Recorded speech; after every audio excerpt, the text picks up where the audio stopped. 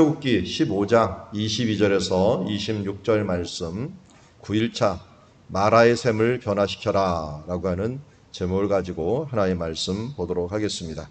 우리 한 절씩 교독하고 마지막으로는 함께 읽도록 하겠습니다.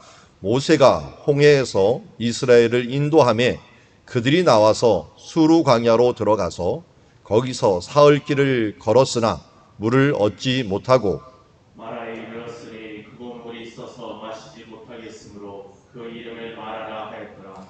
백성이 모세에게 원망하여 이르되 우리가 무엇을 마실까 하매 모세가 여호와께 부르짖었더니 여호와께서 그에게 한 나무를 가리키시니 그가 물에 던지니 물이 달게 되었더라.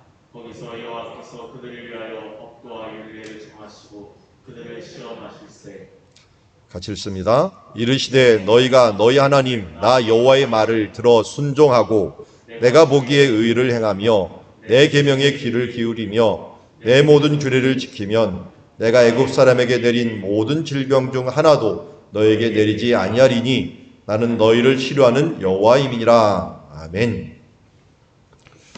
자, 앞에 보면은 모세가 홍해에서 이스라엘을 인도했습니다. 저 빨간 원으로 되어 있는 지역이 홍해이고 고센 땅에서 이스라엘을 이끌어서 홍해를 건넜습니다. 어제 홍해를 건너는 말씀을 보았고요.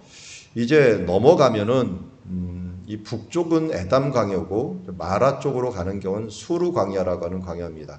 그 광야 쪽으로 이제 인도를 하다가 해변가에 있는 이 마라의 샘에 이르렀습니다. 여러분 우물들이 주로 해변가에 있는 거 아시죠? 물들이 산지에서 시내반도라고 써 있는 글씨가 있는 곳이 있는데요. 그쪽이 높은 산지입니다. 그런 산지에서 물이 광야이지만 그 조그만 물이라도 이게 이 물들이 바닷가 쪽으로 나와서 물이 흘러나오게 됩니다. 그것에서 솟아나오게 되죠. 그래서 마라의 샘이라고 하는 것은 오아시스 같은 곳으로 이스라엘 백성들이 3일 만에 도착한 것이다 하는 것을 여기 보게 됩니다. 그래서 수르 광야로 들어가서 거기서 사흘 길을 걸었으나 물을 얻지 못했는데 마라라고 하는 그런 샘이 있게 됩니다. 근데 이 마라라는 이름의 유래를 이렇게 얘기하고 있어요. 마라에 이르렀더니 그건 물이 써서 마시지 못하겠으므로 그 이름을 마라라 하였더라 라고 얘기합니다. 자, 왜 이 마라라는 말이 어디서 나왔느냐? 쓰다라는 말에서 나왔어. 쓰다. 근데 어디서 나왔어요? 그 물이 써서 마시지 못하겠다. 제가 이제 가서 지금 엽서에 있는 사진하고 이 안에 있는 사진을 찍어 왔는데 그 안에를 보니까 아직도 물이 있어요. 물이 있는데 지금도 사람들이 이 물을 쓰지는 못해요. 쓰지 못하는 이유가 이 마라의 샘 맨 위에 모서리에 있는 것처럼 홍해가 가까이 있어요. 그러니까 바닷가가 가까이 있는데 물이 흘러나오는데 물이 풍성하게 흘러나올 때는 이 샘이 문제가 되지 않아요. 그런데 물이 조금이라도 부족하면 바닷물이 역류를 해요. 그 역류를 해갖고 물을 섞이면서 쓴 물이 돼요. 뭐 짠물이 아니라 아예 쓴 물이 돼버리는 거예요. 쓴 물이 되니까 사람들이 이 물이 막 솟아나와갖고 바닷물을 밀어내야 되는데 이 바닷물이 역류가 되니까 쓴 물이 되는 거예요. 그래서 그 물을 하도 자주 이 물이 역류가 되다 보니까 쓴물이다 이렇게 이야기하는 것을 보게 됩니다. 그러다 보니까 사람들이 어떻게 되냐 모세에게 원망을 합니다. 모세를 방금 전에 어떻게 했어요? 홍해를 지나면서 모세를 신뢰하였더라 라고 하는 말을 어제 말씀해 보았는데 이번에는 모세를 3일 만에 이제 원망하는 사람이 돼버리는 것을 봅니다. 인간의 마음이 3일을 못 갔다 하는 것을 봅니다. 여러분 홍해를 건넌 지 3일밖에 안 됐어요. 그 놀라운 일들을 본 게 3일밖에 안 됐는데 이미 그걸 다 잊어버리고 하나님께 구할 생각도 모세한테 뭔가 의논할 생각도 안 하고 뭐예요? 먼저 원망부터 합니다. 인간의 모습을 참 민낯을 보는 것 같아요. 우리가 은혜 받았다는 게 얼마나 오래 못 가는가. 3일 예배가 왜 생겼는지 아시겠죠? 우리 은혜가 3일을 못 가기 때문에 3일 만에 또 은혜를 받아야지 우리가 살아갈 수 있는 존재이기 때문에 3일 예배에 있죠. 금요기도에 있죠. 또 주일 예배에 있죠. 자주 예배를 드려도 우리의 은혜가 오래 가지 못합니다. 그때그때 은혜 받아더라도 우리 은혜 가지 못하기 때문에 우리가 날마다 일용할 양식을 먹듯이 이렇게 기도하고 말씀 보고 주님의 말씀으로 정신 차리지 않으면 우리가 이 은혜를 이어갈 수 없는 것을 보게 됩니다. 자, 그러자 25절에 보면 모세는 어떻게 했어요? 여호와께 부르짖었더니, 이게 틀린 거예요. 백성들과 모세의 가장 큰 차이점은 뭡니까? 백성들은 원망해도 모세는 뭐 하고 있어요? 기도하고 있어요. 부르짖는다는 게 그냥 기도가 아니잖아요. 하나님 앞에 간절히 기도했다는 거 우리는 부르짖었다라고 이야기를 합니다.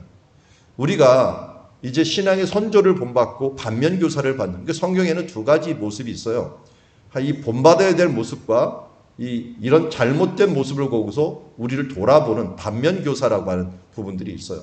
그러니까 잘한 것은 본받고 잘못한 것은 우리가 교훈으로 삼아서 그렇게 하면 안 되겠구나 하는 것을 배우는데, 백성들에 대해서는 뭘 배우는 거예요? 원망하면 안 되겠구나. 고린도서 10장에서도 너희들의 조상들이 원망하다가 라고 하는 말이 있어요. 이 원망을 배우면 안 됩니다. 근데 이상하게 이 사람들이 이 원망이 오염이 잘 돼요. 나도 모르게 조그만 일이 있으면 하나님께 기도할 생각을 안 하고 이것도 안 돼 저것도 안 돼 하면서 실망했고 원망할 때가 더 많다는 거예요. 이거 이렇게 하면 안 된다는 거 우리가 배운 거예요. 그럼 뭘 배워야 되는 거예요? 모세처럼 하나님 앞에 부르짖는 기도를 해야 된다는 거예요. 우리가 부족하고 문제가 부딪혔을 때는 무슨 사인이냐면 하나님 바라보라는 사인이에요. 기도하라고 하는 사인이에요. 그런데 거기서 자기 원망하고 한탄하고 왜 이런 게 안 되냐 이렇게 하면 문제 해결이 안 되는 거예요. 문제 해결은 먼저 그의 나라와 의를 구하는 그 마음으로 하나님께 나아가는 거예요. 그럼 그의 나라와 그의 의를 구하라 하는 게 이번에 이제 요절인데, 벌써 여기서부터 모세의 모습을 통해 우리는 그것을 배우게 됩니다. 문제 앞에서 먼저 부르짖었습니다. 그랬더니 하나님이 응답하죠. 하나님은 인격적인 하나님이에요. 그리고 우리는 지금 부르짖었는데 음성으로 듣는 거 굉장히 좀 좋을 수도 있지만 좀 불안전해요. 이게 하나님의 음성인지 하나님의 마음인지 이게 의심될 때가, 어제도 제가 강의를 하고 끝나고 하는데 어느 분이 물어보더라고요. 제가 지금 체면이라고 하는 걸 배우려고 준비하고 있는데 이게 마음이 오락가락한다. 이 체면이라는 걸 배우는 게 이게 성경적인가 아닌가 하는 부분들에 대해서 오락가락 하는데, 그래서 제가 그것을 판단하는 기준은 기도하면서 하나님 주시는 평안과 하나님 주시는 그 의욕이 있으면 그것을 하면 된다고 기도하면서 얘기를 했는데, 근데 기도하면서 그 얘기했는데 기도했다가 평안이 왔다고 어떨 때는 아니다라고 하는 생각이 왔다. 오락가락한데요. 그럼 어떡합니까? 그래서 제가 이런저런 그래도 열심히 기도하고 하십시오라고 하면서 마지막으로 한마디 하고 그냥 내려왔어요. 오락가락하는 건 평안이 아닙니다. 라고 말씀을 드렸습니다. 평안이면 계속 평안해야지, 평안했다 안 했다 이게 오락가락하는 게 평안은 아니죠. 그랬더니 그때 이분이 바로 깨닫는지 목사님 감사합니다 하면서 헤어지게 됐는데, 그럼 우리가 내 욕심에 이끌릴 때가 있고 하나님의 뜻에 따르려고 하는 마음이 이게 충돌이 될 때가 많이 있어요. 그럴 때 정말 하나님이 원하시는 것이 무엇일까라고 할 때 하나님께 부르짖을 때, 우리 구약 성경에서는 실질적으로 꿈으로 말씀으로 이렇게 응답을 해줬지만 지금은 뭘로 응답을 해주셔요? 하나님의 말씀이 완성되어서 성경 말씀으로 우리에게 응답을 해주세요. 그러니까 오늘 여러분들이 기도하던 제목들이 오늘 제가 설교하는 가운데 갑자기 들려질 때가 있어요. 제가 지금 여기서 설교하지만 저도 많이 느끼는 게, 정말 많이 느끼는 때가 있어요. 이게 내가 설교하는 게 아니구나 하는 때가 많이 있어요. 하나님이 뒤에서 나를 통해서 스피커로 나를 사용하시는구나. 그래서 때로로 똑같은 본문을 가지고 말씀하는 거 내가 이렇게 잘 준비했음에도 불구하고 하나님께 때로는 다른 말을 얘기할 때가 있고요. 또 똑같은 말을 할 때로도 강도가 틀릴 때가 있어요. 그래서 여러분들이 받아들일 때 제 말을 듣는다고 생각하지 말고 거기서 저를 통해서 하나님이 말씀하신다라고 생각을 하셔야 돼요. 저는 연약하지만 제가 통로가 돼갖고 지금 하나님께 말씀을 하신다고 생각을 해야 됩니다. 그거 잘했던 사람이 누구예요? 한나예요. 한나가 들었던 엘리제 주장은 영성도 없고 뭐가 빵점짜리였어요. 그런데도 불구하고 그를 통해서 말씀하시는 것을 한나가 아멘 받아들였을 때 사무엘이 태어나고 또 사무엘을 통해서 놀라운 일들을 이루게 되잖아요. 그럼 무엇이든지 하나님께 주시는 말씀, 강단에서 선포된 말씀도 있고요. 내가 또 묵상하다가 성경 말씀을 보는 중에 또 말씀을 읽는 중에 하나님 내게 감동이 되는 그 말씀은 곧 내게 주시는 하나님의 말씀이에요. 그 말씀을 빨리빨리 캐치할 수 있는 사람들이 기회를 얻는 거예요. 기회는 찬스입니다. 찬스는 기회고. 그럼 기회가 올 때 잡아야죠. 잡는 게 어떻게 잡느냐? 하나님께 내게 감동을 주시고 오늘 주시는 말씀 중에서 내가 뭐라고 말씀하시는가 할 때 그 마음으로 내가 다가올 때 그것이 바로 우리에게 음성이죠. 모세는 이렇게 받은 거예요. 이 모세는 여호와께서 그에게 한 나무를 가르치시니 그가 물에 던지니 물이 달게 되었더라. 한 나무가 있었어요. 한 나무를 향하여 가르칩니다. 근데 이 나무가 무슨 나무인지 모르겠는데 제일 많은 나무가 종려나무고요. 또 옆에 에셀나무라고 하는 나무가 있어요. 그러니까 그 두 나무 중에 어떤 나무인지를 가리키는지 모르겠어요. 주로 많은 나무가 그런 나무인데 조금 있다가 이제 이 엘림이라고 하는 단어를 보다 가게 되는데 엘림이 종려나무라는 뜻이에요. 그래서 종려나무를 할 수도 있고 에셀나무를 할 수도 있는데 어쨌든 이 나무를 어떤 나무가지를 딱 던졌더니 어떻게 됐어요? 그가 물에 던지니 물이 달게 되었더라. 자, 달게 되었다라고 하는 것에는 분명히 물리적인 뭔가 작용이 있어요. 화학적인 작용이라고 보기는 힘들어요. 이 쓴물이 갑자기 달게 되는 건 아니고요. 물리적인 작용이 있어야 되는데 이 물리적인 작용으로 아주 간단한 원리는 이거예요. 물이 솟아나는 거예요.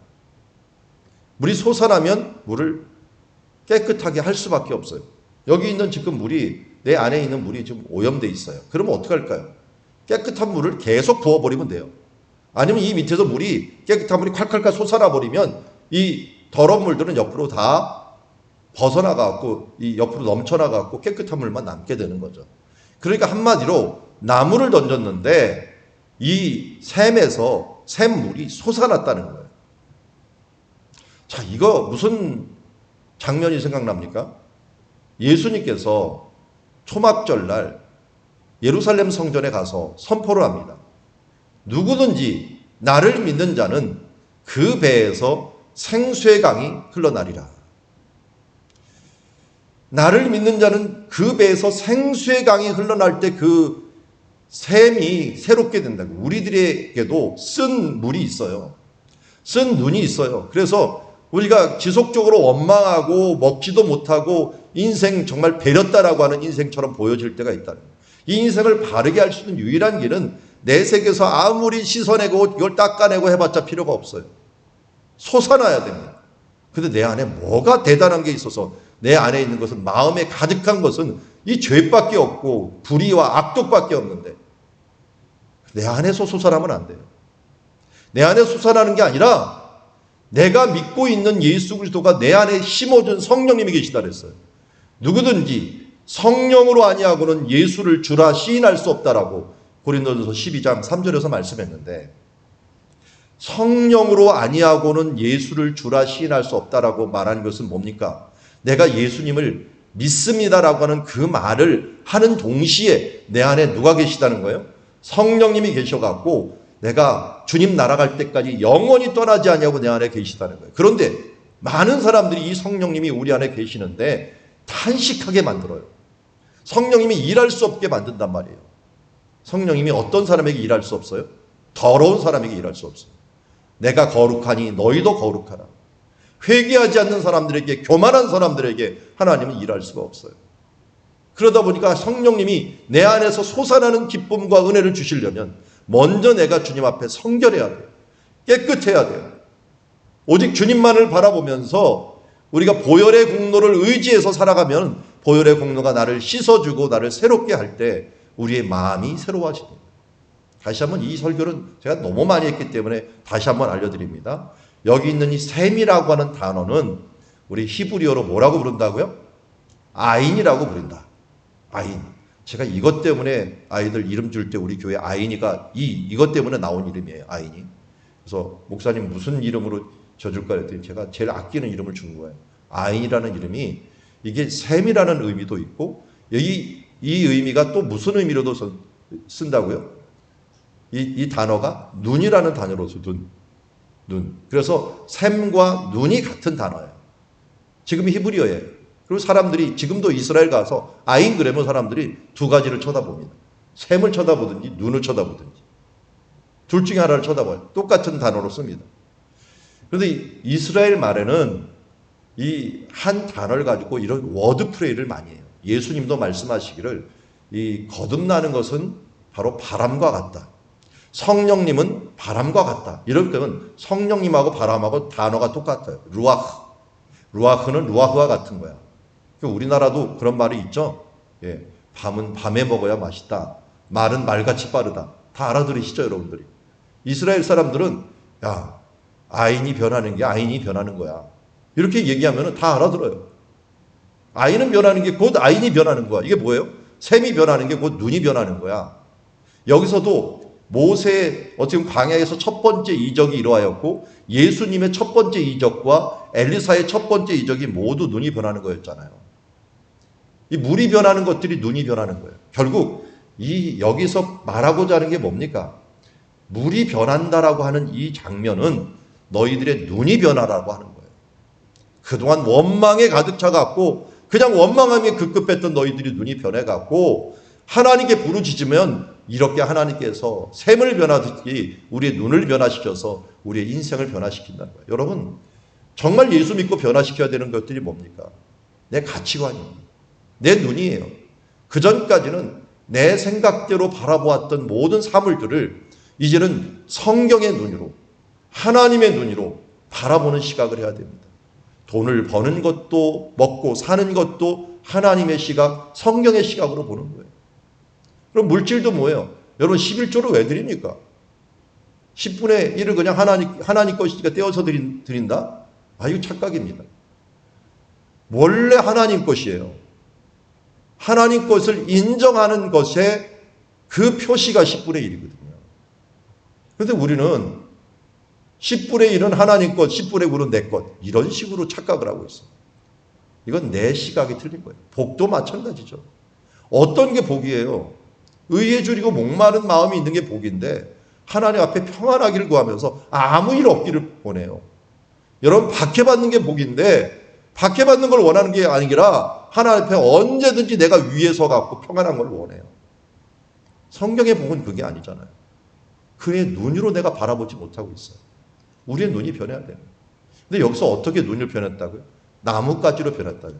저는 이 나뭇가지가 십자가라고 봅니다. 예수 그리스도의 십자가로 내 마음에 딱 던져놓으면 그 십자가의 시각을 가지고 바라보면은 아니 내가 모든 문제가 있을 때 십자가 앞에 나와서 주님을 바라보고 십자가를 내 마음에 딱 넣어버리면 모든 문제가 끝입니다. 왜냐하면 내가 걱정하는 것이 십자가 앞에서는 너무 사소한 문제가 되버려요. 생각해 보세요. 여러분들이 걱정하는 게 십자가 앞에 딱 서갖고 주님 기도하면 십자가를 딱 바라보고 기도해 보세요.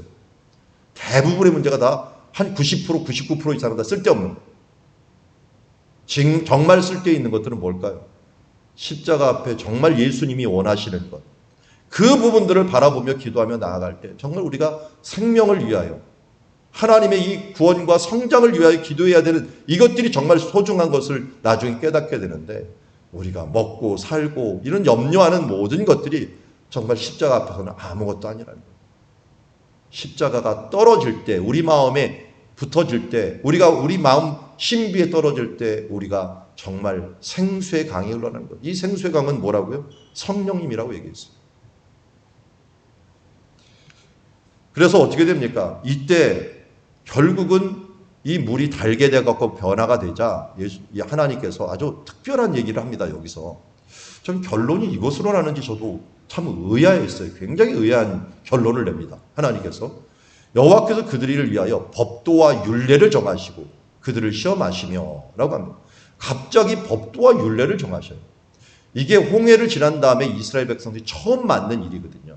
그리고 광야 생활은 사람들이 어떻게 보면은 이 성도의 생활과 같아요. 광야 같은 성도의 생활과 같은데 그때 첫 번째 요건이 뭐였느냐? 결국 샘을 변화시키는 거였어요. 눈을 변화시키는 거였어요. 눈을 변화시키는 걸 뭔가 봤더니 법도와 율례를 내 마음에 두고 이 법도와 율례를 바라보는 거예요. 그게 26절에 좀 더 자세히 설명하고 있어요. 너희 하나님 나 여호와의 말을 들어 순종하는 것. 이 말이 뭐예요? 콜이라고 하는 히브리어를 쓰는데 이 콜이 위에 있는 법도와 율례겠죠. 이걸 계속 반복해갖고 지금 3번, 4번을 얘기하는 거예요. 하나님의 말을 들어서 내가 순종하는 거. 이 순종한다는 말이 좀 단어가 좀 틀려요. 샤마라고 하는 단어를 써요. 샤마라는 건 듣는다는 거예요. 시므온이라고 하는 말이 여기서 나왔죠. 샤마인데 이 사마를 2번 써요. 한 번은 절대형과 그냥 일반 동사를 쓰고 있는데요. 정말 듣고 들어서 정말 내 마음에 새겨들어서 이런 말이에요. 새겨들어서. 새겨듣는다는 걸 여기 순종한다는 말이에요. 좀 말 좀 들어라. 이 말이 뭐예요? 순종 좀 해라 라는 것이잖아요. 그러니까 하나님의 말씀을 정말 새겨듣는 그런 모습들. 이게 뭐라고요? 오늘 이 마라의 샘을 통하여 주시는 하나님의 교훈이라는 거예요. 왜 새겨들어야 되는가 봤더니 보니까 의를 행하며 내 보기에 의를 행한다. 의라는 것은 바른 것입니다. 야샤르라고 하는 스트레이트라고 하는 단어를 사용하고 있는데요. 의롭게 바른 길로 가라라고 행한다라는 거야. 바른 길로 행한다. 그러니까 듣는다, 들어서 순종한다는 걸 또 다른 말로 뭐라는 거예요? 바른 길로 간다. 의의 길로 간다. 그 다음 내 계명에 또 귀를 기울이라. 여러분 말을 들어 순종한다는 말하고 내 계명에 귀를 기울이라는 말은 똑같아요. 여기는 귀를 기울인다는 건 듣는다는 동사를 사용하는 게 아니라 아잔이라고 하는 이 동사를 쓰는데 이게 귀라고 하는 단어를 씁니다. 귀를 기울이다라고 하는 귀라고 하는 단어를 써요. 우리 김문경 집사님 자녀들이 제가 첫 번째는 아인이라고 지어주고 두 번째는 아진이라고 했는데 여기서 나왔어요. 귀라고 하는 단어가 귀를 기울이다라고 하는 단어가 바로 아진이라는 단어하고 연관이 되어 있는데요. 여기서 계명에 내 귀를 기울인다라고 하는 말이 있습니다. 정말 이 하나님의 말씀에 순종한다, 귀를 기울인다. 이게 똑같은 거예요. 그럼 또 한 번 반복해요. 내 모든 귀를 지키면 이것도 뭐예요? 의를 행한다는 거하고 똑같아요. 그러니까 똑같은 부분들을 두 번, 세 번을 반복해요. 율례와 법도를 정하시면서요. 말을 내가 정말 새겨들어라. 그리고 이것을 행해라. 이런 말이고 또 여기서 내 계명 귀를 기울여라. 이 규례를 내가 지켜라. 라고 하는 거예요. 왜 이렇게 지키라는 거예요? 이유가 있어요. 지키면 내가 애굽 사람에게 내린 모든 질병 중 하나도 너에게 내리지 아니하리니 나는 너희를 치료하는 여호와임이라. 자, 이 말은 좀 뚱딴지 같이 나오는 것 같지만 이런 거예요. 이스라엘 백성들이 고센 땅에서 애굽 사람들이 재앙을 받을 때 안 받았어요. 안 받은 이유는 딱 하나예요. 순종했기 때문에. 특별히 마지막 재앙인 이 피를 바르는 이것들, 이 문 앞에 피를 바르는 것들을 행했기 때문에 그들도 재앙을 받지 않았지, 이걸 안 했으면 그들이 재앙을 받았거든요. 그러니까 한마디로 너희가 내 안에 거하고 고센 땅에 이스라엘 백성들이 일단 있었어요. 그러면서 모세가 계속 얘기를 하기를 고센 땅에는 재앙이 내리지 않을 것이다. 아마 이 이스라엘 백성들이 나올 때요, 허다한 잡족들이 같이 나왔다 그랬어요. 이 사람들은 누구냐? 모세의 말을 듣고 순종한 사람일 거예요. 왜냐하면 다른 데는 재앙이 있는데 한 번 보니까 고센 땅에선 재앙이 진짜 모세 말대로 없거든요. 그래서 그 사람들은 어디 갔을까요? 다 고센 땅으로 갔을 거예요. 거기서 머물면서 재앙을 피했을 거예요. 그런 사람들이 나갈 때 우리도 같이 나가야겠다 하면서 하나님을 따라가고, 그 사람들은 원래 뭐 했던 사람들이냐? 순종했던 사람들이에요. 계명 하나님의 길을 따라서 행했던 사람이에요. 그러다 보니까 어떻게 돼요? 다른 사람들은 병이 들었을 때 그들은 건강하게 되었고, 그들은 다른 사람은 죽었을 때 그들은 치유함을 받았어요. 이게 바로 치료하는 여호와예요. 여러분, 치료가 다른 게 아니잖아요. 건강한 거잖아요. 건강할 때는 우리가 건강이 뭔지를 잘 몰라요. 이렇게 서 있어 갖고, 어떤 사람이 건강한지 아시죠? 내가 서 있어 갖고 아무 생각 없으면 건강한 거예요. 건강하지 않은 사람은 어떻게 해요? 어디가 막 저려, 어디가 아파. 이런 사람은 뭔가 아픈 사람이에요. 우리가 아무것도 없이 하나님의 일에 집중할 수 있다는 건 참 건강한 일이고, 이 생활에 있어서 그냥 활동할 수 있다는 건 참 건강한 일들이에요. 하나님이 치료해 주신 거예요. 원래 우리는 뭐예요? 죄의 값은 사망이기 때문에 원래 우리는 병들은 존재예요. 병으로 하나님께서 병들어다 죽을 수밖에 없는 존재예요. 원래 징계를 받을 수 없는 밖에 없는 존재이기 때문에 우리는 누구든지 병들어 죽습니다. 육신을 가지고 있는 한. 이것이 영적인 문제도 똑같은 거예요. 영적인 문제도 그냥 있다 보면 그렇게 돼버리는 거예요. 그런데 하나님께 귀를 기울이고 나가다 보면은 육신은 우리가 아직이기 때문에 육신은 죽을지 모르지만 우리의 영은 날마다 새로우면서 하나님 앞에서 건강한 모습으로 나갈 수 있음을 오늘 말씀하고 있는 것을 보게 됩니다. 오늘 말씀을 다시 한번 바라보면서 여호와께서 치료한다라고 하는 것이 여호와 라파라고 했습니다. 그래서 너희를 치료하는 여호와 라파의 하나님이 있는데 무엇을 변화시키느냐? 결국 샘을 변화시킨다는 건 아인을 변화시킨다는 것이고, 눈을 변화시킨다는 것은 우리들의 가치관을 변화시킨다는 것입니다. 모세가 변화시켰듯이 조금 있다가 엘리사가 우리 여리고의 샘을 제일 먼저 변화시키고 예수님도 바로 이 수가성 여인의 마음을 변화시키고 또 이 가나의 혼인잔치에서 물을 변화시키면서 그들의 눈을 변화시킵니다. 그래서 요한복음 2장 21절에 오면은 예수님께서 제자들에게 이 물을 변화시키면서 원했던 것이 뭔가를 요한복음 2장 11절에는 이게 하나님 예수님께서 물로 포도주를 만든 이유구나 하는 것들을 얘기해요. 예수께서 이 표적을 갈릴리 가나에서 행하여 그의 영광을 나타내심에 제자들이 그를 믿으니라. 믿음의 눈으로 바꾸기를 원하는 거예요. 여러분, 하나님께서 우리에게 때로는 기적을 주시고 은혜를 베풀어 주셔요. 더 풍성한 것을 주시고 기도할 때 응답을 주십니다. 왜 그것을 주신다고요? 한마디로 믿음을 더하기 위해서. 주 예수를 더 신뢰하기 위해서. 홍해를 통하여 모세를 신뢰했듯이 홍해 기적을 통하여 이 마라의 샘을 통하여 또 하나님의 눈을 바라보며 그 율례와 법도를 따르는 자가 되라는 거예요. 그 전까지는 애굽의 시각으로, 애굽의 시선으로 내가 바라보고 저 세상의 방법으로 너희가 판단하며 살았지만 이제는 내가 율례와 법도를 너희에게 정하니까 그 말씀으로, 그 눈으로, 그 시각으로 너는 이 세상을 바라보고 하나님의 시각을 바라보라. 그래서 예수 믿고 정말 변한 사람은 어떻게 됩니까? 눈이 변해버립니다. 그래서 사도 바울이 눈이 변하는 거예요. 여러분, 하나님께서 사도 바울의 눈을 멀게 하는 것은 육신의 눈이 아니라 육신의 눈을 멀게 하면서 영혼의 눈을 내가 뜨기를 원했던 거예요. 그래서 아나니아라고 하는 사람이 사울이라는 청년을 고치러 갈 때 하나님이 아나니아의 기도로 나타나서 어떻게 했습니까? 사울이라는 청년이 저 직가라고 하는 거리에 있으니 가라. 그러면서 뭐라고 얘기합니까? 그가 지금 기도하는 중이다. 그런 눈이 변했어요. 눈이 변하다 보니까 인생이 변하게 됩니다. 내 영혼이 이 은총 입어 중한제짐 벗고 보니 우리의 눈이 변해서 하나님의 나라를 바라볼 수 있는 그런 시각이 있어야 될 줄 믿습니다. 그래서 오늘도 우리에게 주시는 말씀을 다시 한번 요약하면 이렇습니다. 마라의 눈을 바꿔주시옵소서. 그 전까지는 원망의 눈이었던 우리가 기도의 눈, 하나님을 바라보는 눈으로 바라보게 하여 주시고 불신으로 가득 찼던 이 눈이 이제 믿음의 눈으로 주님을 바라보게 하여 주시옵시고 그동안 쓴 눈으로 가득하면서 이 세상의 시각으로 바라보았던 것을 하나님의 말씀, 율례와 법도의 그 시각을 가지고 내 모든 것들을 판단하고 결정하고 나아갈 수 있는 그런 시간이 되기를 원합니다. 그래서 우리의 인생은 원래 쓴 눈을 갖고 있어요. 나도 모르게 원망하고 불신하고 그리고 하나님의 시각이 아니라 내 욕심에 따라서 모든 것을 결정할 때가 있는데 이제 십자가를 내 마음에 던져놓으신 하나님 그 보혈의 공로로 그 십자가의 눈으로 예수 그리스도의 시각으로 우리가 이 세상을 바라보면서 가치의 기준들을 정하면서 무엇이 하나님께서 복된 길인가를 한번 깨달으면서 아무리 어려운 풍랑이 일어나도 이제 믿음이 연약해져도 주님만을 바라오면서 나아가는 그런 시간이 되기를 원합니다. 찬양을 이것을 하려고 했는데요. 좀 바꿔야겠네요. 내 영혼이 은총 입어. 또 한번 찬양을 좀 바꿔주시기 바랍니다. 우리 좀 찾아주시기 바랍니다. 내 영혼이 은총 입어.